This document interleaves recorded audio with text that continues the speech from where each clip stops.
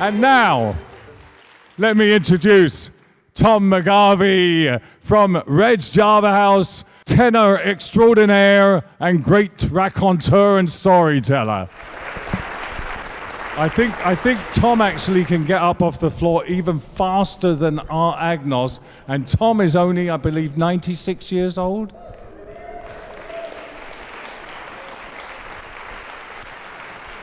Have a seat right here, Thank Mr. you. Tom McGarvey. So, Tom, hi. Tom McGarvey. I just met you not long ago, but you've been around for a while. Well, it's all I can say. It's a little late for me, and I'm wondering why somebody picked me for this job, because the only thing I can figure out, it's a non-paying job. Well, the other reason is that we know that you've had a lot of experience in this very place, St. Teresa's Church. After all, this is where you were baptized. You made your first communion and your first confession, and I'll bet a lot of other confessions. Yeah. I was born in San Francisco Hospital on Potrero Avenue in 1927. I made my first communion here. I was baptized here, and I made my confirmation in this church right here. Anyway, in those days, things were a lot different, and the church at that time, they had a choir back here in the back, and you had to crawl up a steel railing to get up there, and I had an organ up there. And on Sunday at 9 o'clock Mass, they had 5 boys and 5 girls in the choir, and I happened to be one of them. And we used to sing at the 9 o'clock Mass, and the church, the altar was up here and everything and stuff like that. In those days, it was very tough, but anyway, I made my confirmation, and I'll tell you a little story about that. So I had a little trouble in the box, and I haven't been in there since. That's the confession box. So anyway, the problem I had is I made my confirmation, and then I went to make my first confession. So anyway, I went down it was Saturday at 3 o'clock. They held confessions right here at the church. So you had to line up. There was one box on one side, one on the other. And Father Hunt was in one. He was a pastor. So anyway, he called me. I went there, and I had to stand in line for about an hour at least. This first Saturday that I went. So then I woke up and I said, next Saturday, I'm going to get down there at 2:30 in front of everybody, so I'll be the first guy to go into the confession box at 3 o'clock. So anyway, that's what I did, and I was the first guy there. So there was a big line after me, probably about 30 people anyway, standing in line to get into confession. So I went in there, and Father Hunt, he knew me, and he says, hey, Tom, he says, is that you? And I said, Father, yes, it is me. He said, Tom, he says, don't you see there's a big line out in front of the church? I said, yes, Father, I do. He said, well, listen, he says, I want you to say one Our Father and one Hail Mary, and he says, for God's sake, he says, get the hell out of here. And you've never been back since. So I haven't did that since. So I got out of that anyway. So this church was up here already by the time you were attending, right? It had moved already from 19th and Pennsylvania? It had moved up here already. Yeah. This church came up here around 1924. Yeah. You were born in 27. 27, yeah. Yeah. Now, you also went to St. Teresa's school, right? I went to St. Teresa School, You had a scholarship, I guess. and in those days, like I told you, I sang in the choir, and I'm still pretty good. I'm going to sing a couple of songs. We're looking maybe for here, it. Yeah. and to see if you approve. We'll test your voice. Yeah. You never know, but that's I can explain to you about my neighborhood where I lived in here. Oh yeah, we'll get there, but I want to get talk to about that the later. school. Yeah. But I think I'll sing a song now. Are you ready for a song? All right, one song. Okay, one, because I'm going to. Then we'll get back to. We have Okay. a lot to listen to here. Now, Okay. I want to sing a little song for the ladies and gentlemen, and I want to thank you all for coming here he tonight. means the ladies. And I love this neighborhood. That's the reason why I came back here. In fact, I gave a nice little donation. And why did I give a donation? I gave a donation because when I went to St. Teresa's, the tuition was $1 a month. I never paid tuition in St. Teresa's because my family never had a dollar. In those days, a nickel or a dime meant everything to you, and I can explain that later. Anyway, I'll sing an Elvis Presley song. You might have heard of him anyway. Oh. Yeah. Okay. Are you lonesome tonight? Did you miss me last night? Are you sorry we drifted apart? Does your memory sway upon a bright and summer day when I kissed you and called you sweetheart? Do the chairs in your parlor seem empty and bare? Do you gaze at the front door and picture me there? Is your heart filled with pain? Shall I come back again? Tell me, dear, are you lonesome tonight?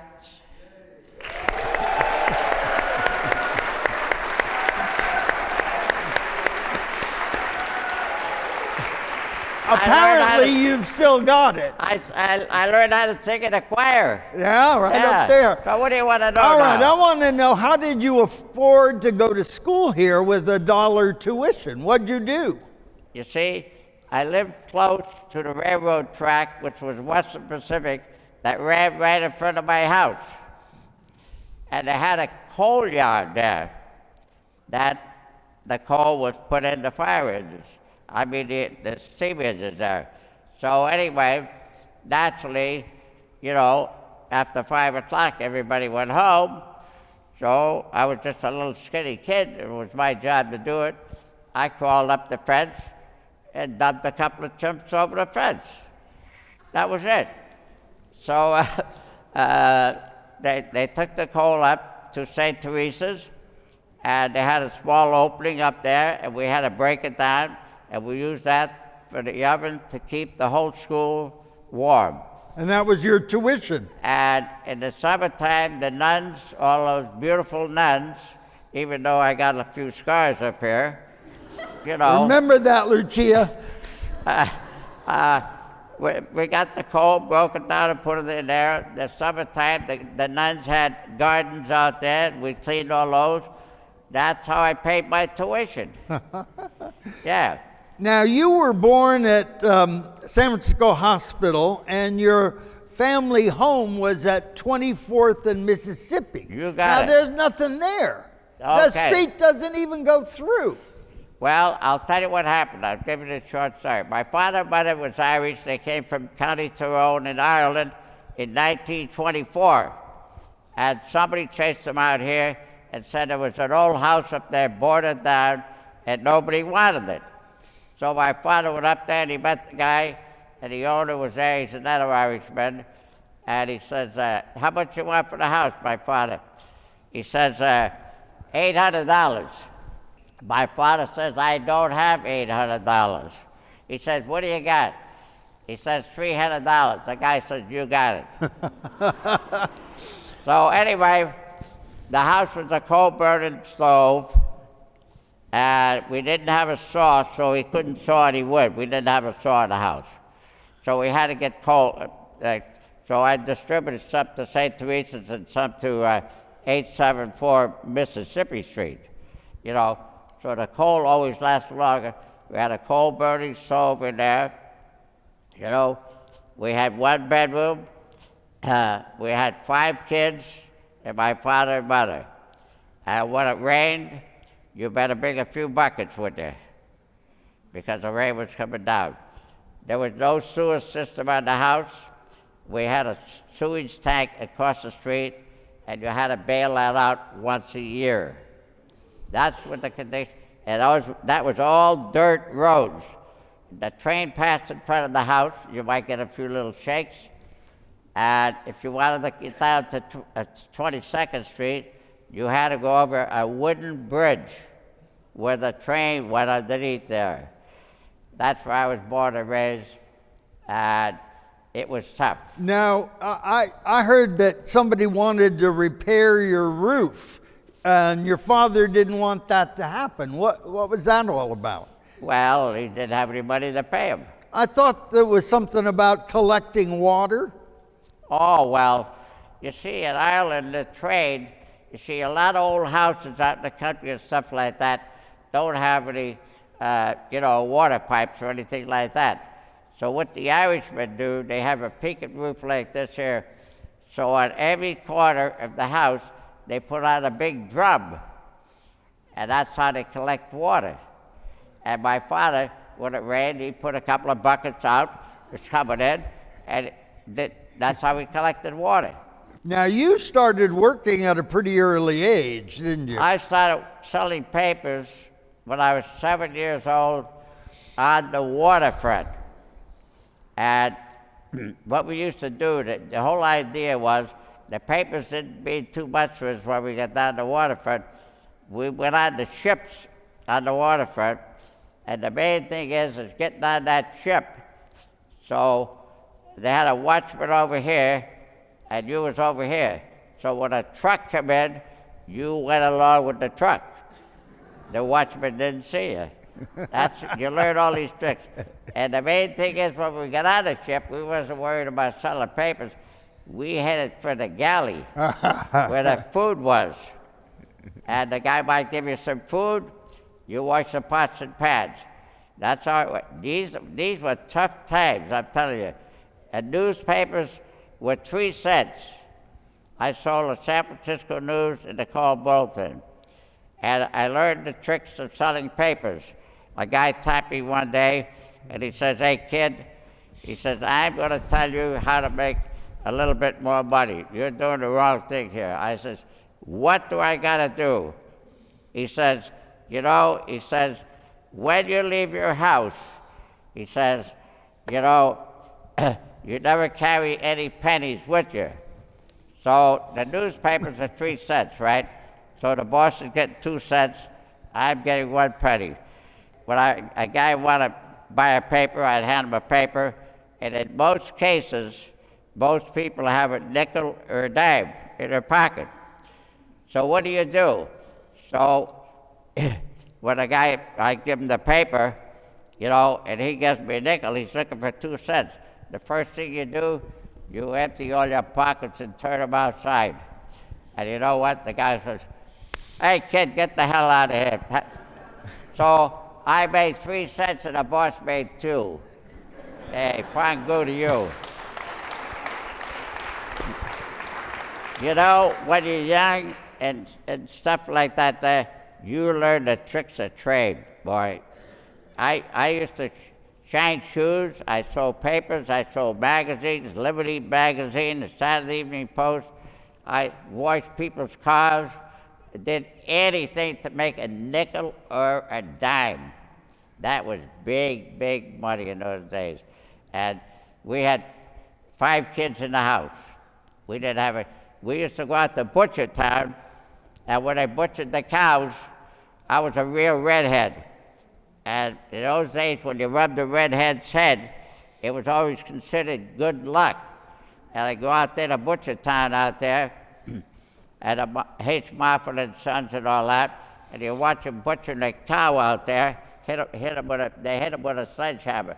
Then they got a big steel tray, they get the hearts and the liver, they give me a sack of hearts and liver, and took it home, and we had a meal for the week. That's how it was. My father worked for the railroad, $5 a day. That's what it was. So we had it all, even my sisters went out and sold papers. So what'd you do with the money from the papers? That was your pocket change for candy? You see, I'll tell you what did you do with the money? You turned it into your father and mother to help to run the house. It wasn't your money. So where you used to sell papers all over the waterfront. I'll bet you sold them to the longshoremen during the strike, right? Oh, I was down there during the 1934 strike.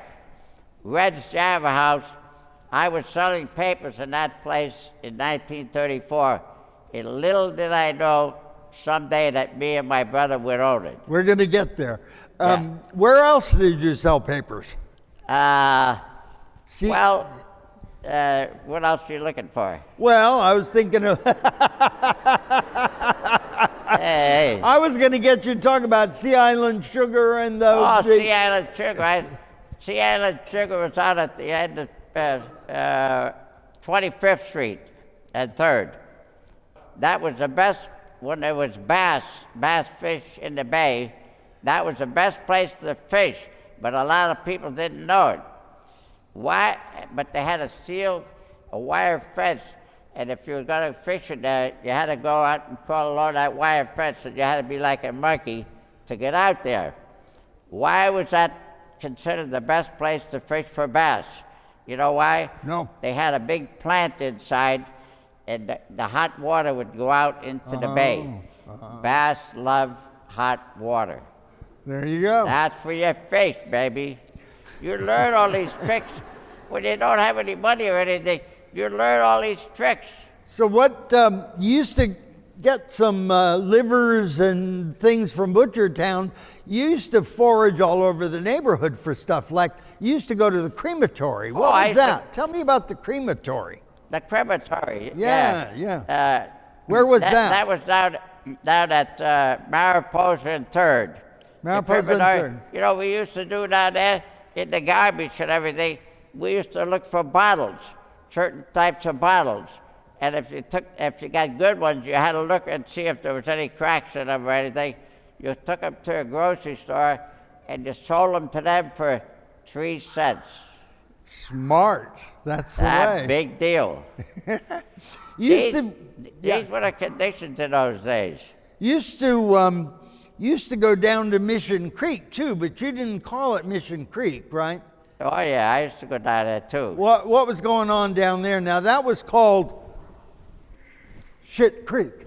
And it was called Shit Creek because what? All of the sewage used to collect in the creek, right? The sewage collected in that place. You know, down by the Mariposa Boat Club down in there. Right. There was another sewage dumping right there. All those sewage dumpings were all into the bay into San Francisco. They were spread in different places. Right. You see? And then they eventually made the big sewer plant out here by the beach.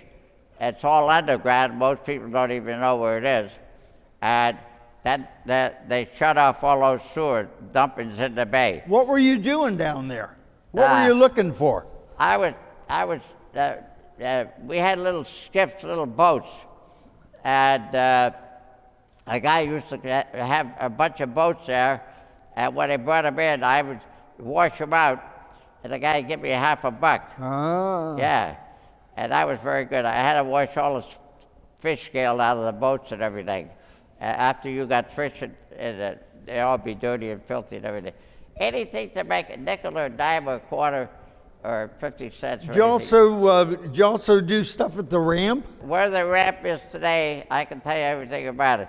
The guy had a couple of little cruise boats, and you go out in the bay, when I was 10 years old, I used to take one of them out there because I knew how to shove it in a lot of gear.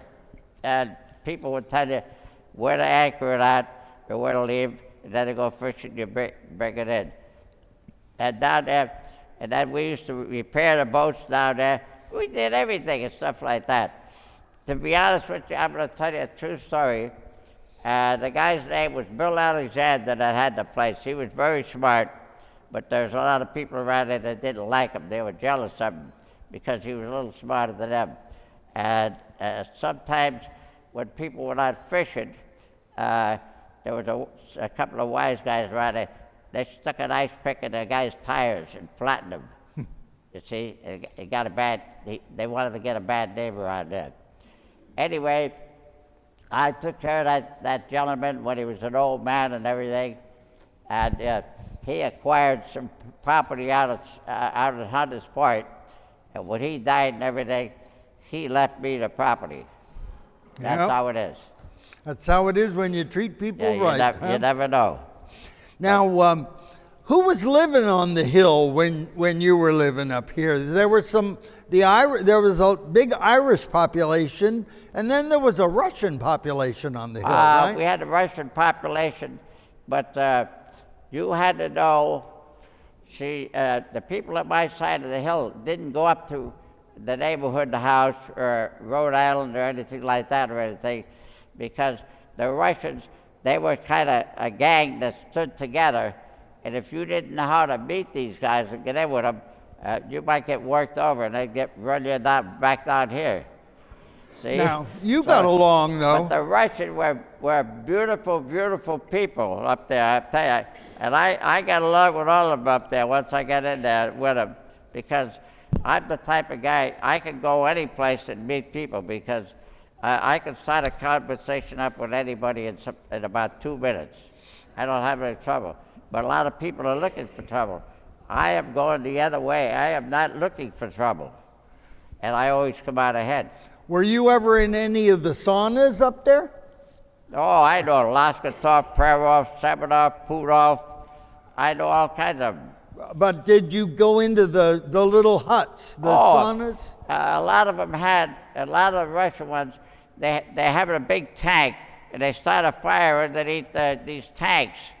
They get steam. They had a little shack, a little house in the back, and they got the leaves, and they get a Russian bath. Yeah, I believe in Russian baths, yeah, because I knew the Russians. You got to know these people. Yeah, and I ate Russian food and everything. I don't care what it is. What's going on, I can work on it. So you got to learn how to adjust to what the situation is. Yeah. And you know your way around. Now, what happened that took you off the hill? You lost your mother pretty early age. I lost my mother when I was 11 years old, and I got into nothing but trouble. I hated to go to school, so there was nobody at home. See, and I was going to St. Teresa's, so there's nobody at home. So who the hell's going to watch me? Nobody. So I quit going to school. They came and picked me up. They sent me up to Santa Rosa in a foster home. A foster home is they get paid so much a month for taking care of you. Well, I stay there maybe 3 or 4 months, and I take a hike. So they picked me up again. Sent me to another one up in Santa Rosa. I ended up at a farm milking cows. I know how to milk cows. Yeah. So the last one I was in was St. Vincent's Hall in San Rafael. And then what happened is the war had just started. So I just turned 15, and my greatest friend that lived on this hill. So I know where you're going with this, and I just wanted to say to Art Agnos that this story is about your predecessor on the hill, Tommy Mahoney, right? Thomas A. Maloney lived. When you like somebody or something, you never forget him. Thomas A. Maloney lived I'm going back to 1942, just when the war started. He lived at 350 Missouri Street. Now, I used to wash his car. so you're at St. Vincent's, the war started, you're 15 years old, and you recognize you got to get out of town or you're going to be in trouble. So you go see Mr. Mahoney. Yeah. And what did he do for you? So I told him, I said, Tom, I got to get the hell out of here. The cops are looking for me. He said, sit right down here. He said, what do you... So he wrote me a letter. I went down to the shipping commissioners, jumped on the back of a streetcar. I didn't have a nickel. You jumped on the cow catcher in the back. That's where you get. That's where you learn. The conductor won't come out to get you because if he does, somebody might steal his cash register. So you're safe on the bumper in the back. So they got a nickel. So I went down there. 500 guys trying to get their seaman's papers to get on ships. The war just started. Everything's booming and stuff like that. So I went down there with my letter. The guy said, sit right down here, kid. 15 minutes, I got my papers. I went down to the Union Hall. 4 days later, they put me on a big troop trip.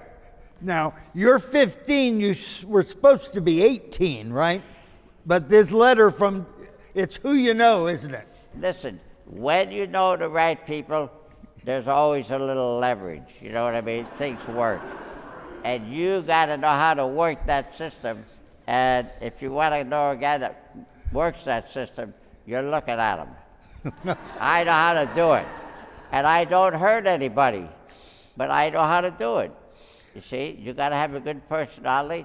You got to know how to talk and be nice and things. You got to know how to do it. There's tricks to it. So now this is 15, you're in the Merchant Marine, and you get on a ship, you're now headed in. Tell us a little bit about that. Oh, geez.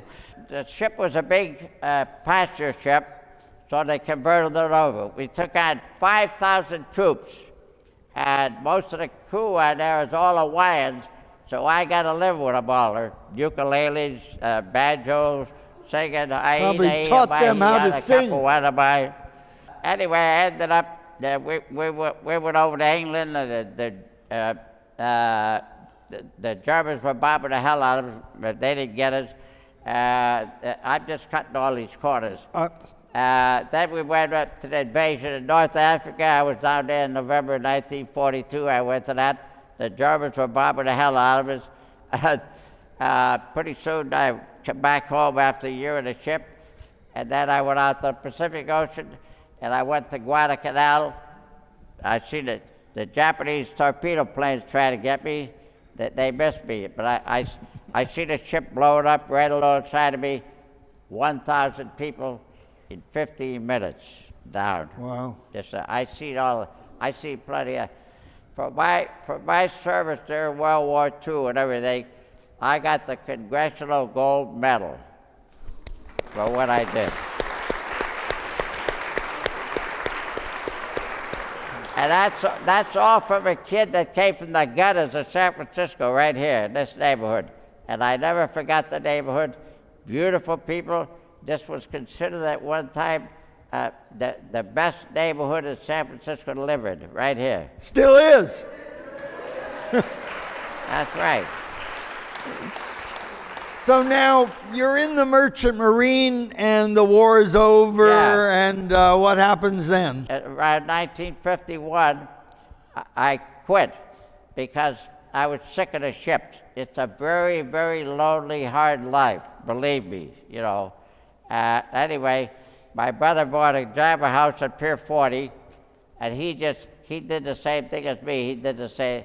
That's the other Java house, right? Yeah. There's two of them, right? Okay. We had two. So of Pier them. 40 and Pier your brother 40. bought We're it. at Pier 40 now.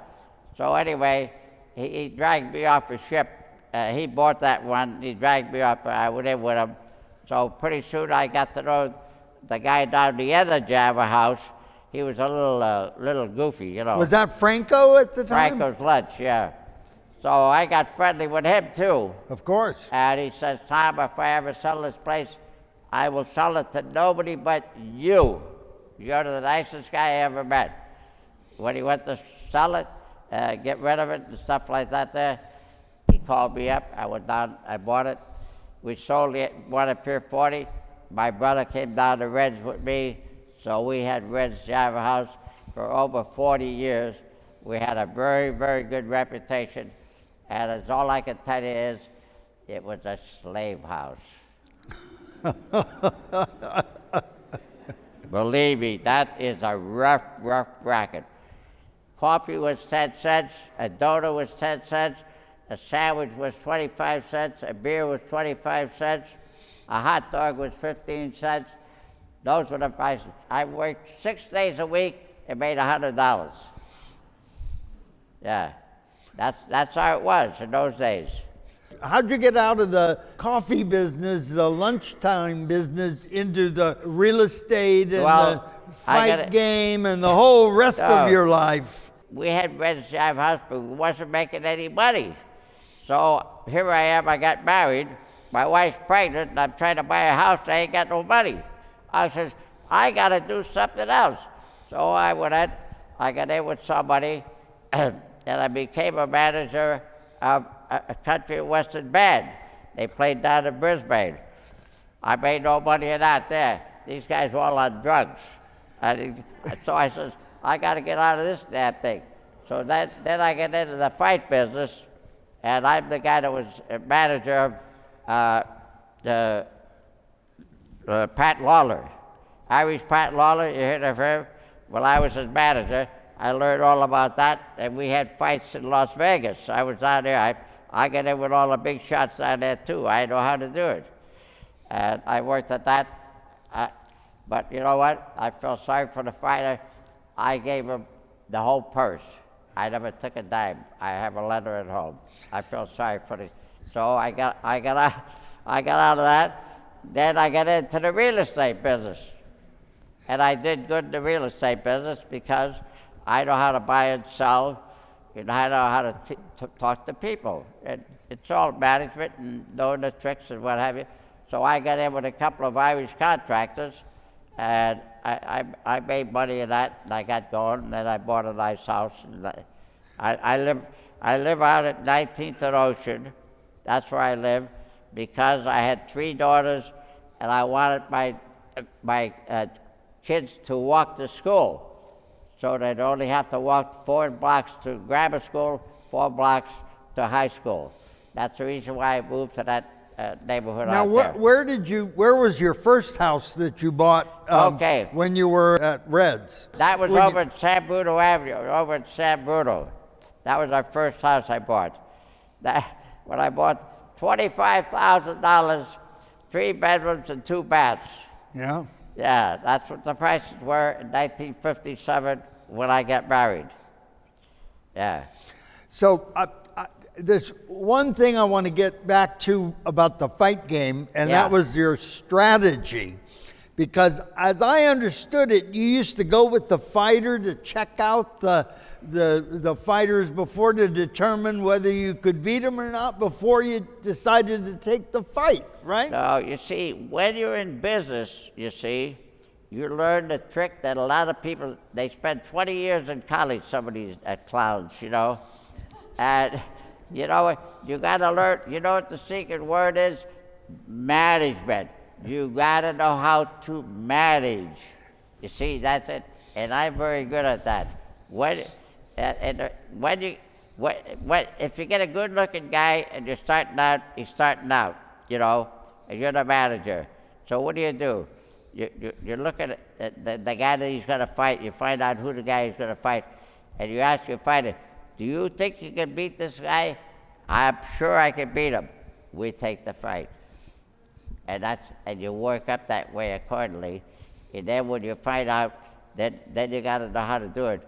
When there's a fighter that you think you're going to fight, you got to find out where he's working out at and everything, and what's the situation.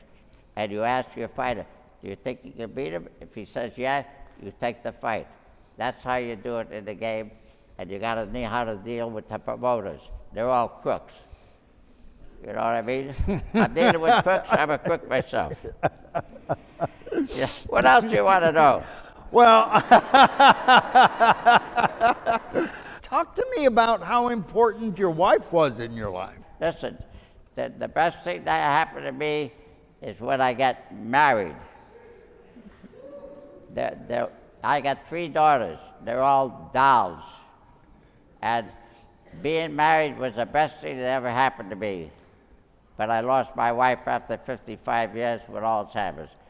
From that day, I have never been the same person since I lost my wife. So your daughter, one of your daughters is here with you tonight, right? Oh, yeah. She's Would a you tag of that one. introduce her to us, please? Who's your daughter? Would your daughter My daughter, stand Helen. up? Where is she? Yeah, she's the youngest one. This is Helen? You better watch out for that girl, because if there was a fly up there, she could see it. Oh. You tackle her, brother, you're in trouble. You're finished. All right. So Okay, what else you want to know? well, it's not just what I want to know. It's what some of these other people want to know, because you're our eyes into a long time back in Potrero Hill area and Dog Path. And some of us want to know what things were like back then. So anybody have any questions for? Down in Potrero Point. Oh, she wants to know about the industries that were down at Potrero Point. So Bethlehem Steel, American Can, Yeah, what well, else was down there? Goodyear Tire Rubber Company, and one of the biggest things was down there, she didn't mention it, American Can and Can Right. on 3rd Street, and that was between 20th and 22nd. There was 500 employees working in there, in that building alone. Then there was a lot of other small businesses all around there, you know. What are some of the other big ones down there? Well, Seattle and Sugar was a big one. Seattle and And Sugar, That's the shipyard, you know. Iron Factory. If you got time, maybe I will tell you a little story about the real. A lot of people don't know, they're mixed up on things, and especially up here, about Irish Hill. Sure. I gotta tell you the real story right here. This is a real true story. You might not be able to get it in a book, because the guy that wrote the book doesn't know nothing about it. Yeah. He's selling you a book, but he doesn't know nothing. So anyway, Irish Hill, here we go. It was at the foot of 20th Street. We got 3rd Street, 20th, and 20th Street runs into the shipyard, and then the shipyard naturally is in the bay. And in those days, that was called the Union Iron Works. Okay, now we're going back to 1917. There's a bunch of shipyard guys there meeting there and stuff like that. And naturally, there's always a few Irishmen, because the Irish are like gypsies. They're all over, you know. So there was 4 or 5 Irish guys there. They worked at the shipyard, big shots. So they just got a letter from the government. And the government said, we're going to be giving you 3 or 4 jobs, Navy ships to build into here, you know, because a war is coming in another year or two, and they're going to give them this contract. So they got a notice to the ship, all the big. So they said, what the hell are we going to do here now? We're going to get these jobs, and we don't have anybody here that knows anything about building a ship. So the Irishman says, oh, well, can I ask, can I tell you something? And the guy said, yeah, okay, what is it? So 3 or 4 of these Irishmen, they said, we know where you can get the Irishmen at. And the big shot says, well, what? They were surprised. Where could you get them at? They said, if you send us back to Ireland, into Belfast, Ireland, where they built all the ships, including the Titanic and ones like that, we know how to talk to these people, and we can get them to come back here to America. You'll bring them back, what have you. And they says, that's what we need. So they said, okay. Then another big shot, he says, well, what the hell? When we bring them back here, what the hell, where they gonna live at? The guy said, you see that big hill over there? He says, we're gonna build that whole hill with houses up there. We're gonna put all houses and a store over there. And when you get these Irishmen back in 3 or 4 months, he says, we'll put them in right there, and then they'll walk right into the shipyard. That's a true story. Can you tell us any stories about dating or courting in San Francisco? Like back in the old days, what was it like to date in San Francisco? What kind of a date did you have when you were courting your wife? What did you do for dating? This was a good laugh, too. I always should come up with a laugh, don't worry. Listen to this story. This is a true story, too. I'm getting very lonely, because I'm off the ships and this and that. I'm fooling around with old junky cars and stuff like that. And I'm down at Red's, And my brother had just got married to an Irish lady about a year before. And here I am all on my own. I'm going to movies, hanging around old joints and stuff. And I said, I'm sick of all this crap here. So anyway, it was a Sunday afternoon, and my oldest sister, Mary, she's a bossy type, She's the oldest one.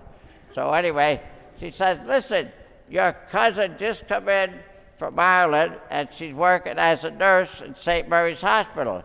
Well, I said, what do you want me to do? She says, I never met her. She says, I'll give you the address. You go over there and meet her and maybe take her for a ride or something. Well, it was Sunday afternoon. I said, sure. So I went over there.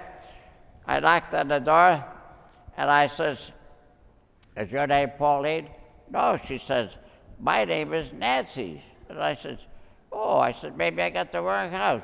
No, she says, you got the right place.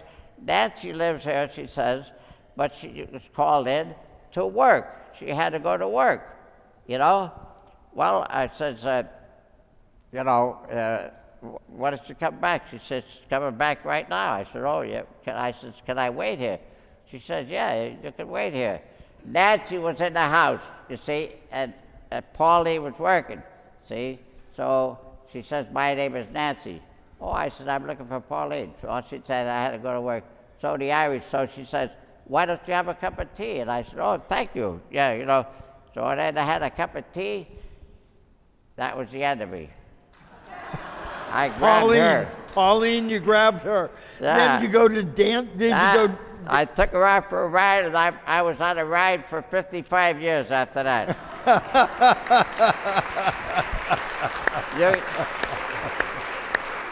Hey, I'll tell you one thing about the women. I don't know any guy that thinks he's smart that he can beat a woman. Forget it, Jackie. A woman will beat you every day of the week. Well, then I think it's time for one of your favorite songs. Yeah, so what do we got? I don't know. How about we got... I'm supposed to sing a Tony Bennett song because they say he died 6 months ago, and we want you to revive one of his songs. So are you going to leave your heart in San Francisco? I just might. All right, then. Yeah, the guy says one shot in the water. Yeah. Okay, I'm gonna sing a song for all you lovely people from Potrero Hill up here, and wherever you're from. Let's see. The loveliness of Paris seems somehow sadly gay. The glory that is Rome is of another day. I feel very much alone and forgotten in Manhattan. I'm going home to my city by the bay. I left my heart in San Francisco. High on the hill, it calls to be where little cable cars climb halfway to the sky. The morning fog may chill the air. I don't care. I left my love in San Francisco upon a blue and windy sea. When I come home to you, San Francisco, your golden sun, I need some water. Will shine for you.